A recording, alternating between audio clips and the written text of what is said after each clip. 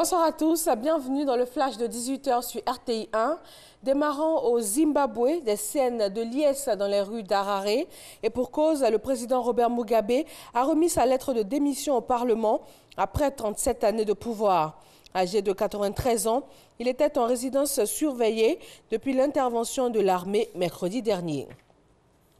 155 Ivoiriens en situation de détresse en Libye sont rentrés à Abidjan hier lundi. Une opération de retour volontaire des migrants organisée par le ministère de l'Intégration africaine et des Ivoiriens de l'extérieur en collaboration avec l'Organisation internationale pour les migrations. Gabriel Zani. C'est la fin du calvaire pour ces migrants ivoiriens.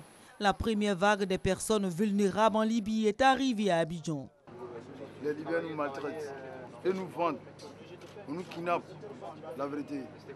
Il y a des gens même qui sont restés derrière. Si le gouvernement peut faire quelque chose, de la manière qu'ils sont allés nous chercher, nous allons les chercher immédiatement, même pas une semaine.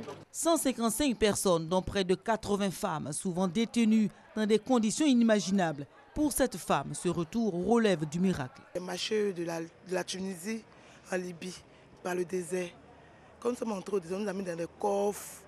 Ils ont frappé d'autres personnes, ils ont tué d'autres dans le désert. On ne mangeait pas. On était livrés à nous-mêmes. C'est Dieu seul qui nous a sauvés.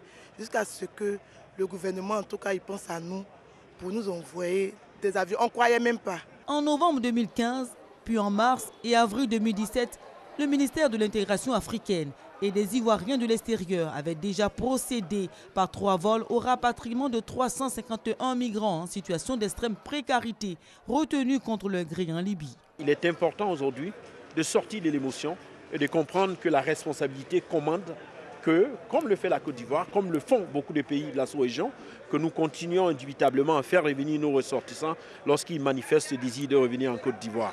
Ces personnes bénéficieront d'un hébergement d'urgence et d'un appui financier symbolique. Elles seront également inscrites dans un projet de réintégration dans le cadre du Fonds fiduciaire d'urgence de l'Union européenne, financé à travers l'Organisation internationale pour les migrations, OIM. Le gouvernement ivoirien n'a pas attendu les pires formes de traite humaine. Nous devons rapatrier et réintégrer environ 750 Ivoiriens en situation de détresse en Libye. Au total, ce sont environ près de 1300 Ivoiriens à travers les pays africains et particulièrement en Libye que nous avons rapatriés depuis 3 ans. Pour l'heure, les efforts du gouvernement se poursuivent en Libye pour protéger les migrants ivoiriens et organiser leur retour volontaire malgré le contexte sécuritaire tendu en Libye. Face à ces révélations de traitements inhumains subis par les migrants en Libye, le ministère des Affaires étrangères de l'État libyen a réagi. Il condamne ces actes et informe que des enquêtes sont ouvertes afin d'établir les faits et prendre des sanctions contre les auteurs de ces violations graves des droits de l'homme. Avec un score de 54,2 sur 100, la Côte d'Ivoire se classe 20e sur 54 pays en Afrique en matière de gouvernance globale. Cela ressort de la 11e édition de l'indice Mo Ibrahim de la gouvernance en Afrique, publié hier lundi au Sénégal. Ce score de la Côte d'Ivoire est supérieur à la moyenne africaine et à la moyenne régionale pour l'Afrique de l'Ouest. Par l'environnement, la Société de développement des forêts Sodefort œuvre à la régénération du couvert forestier ivoirien.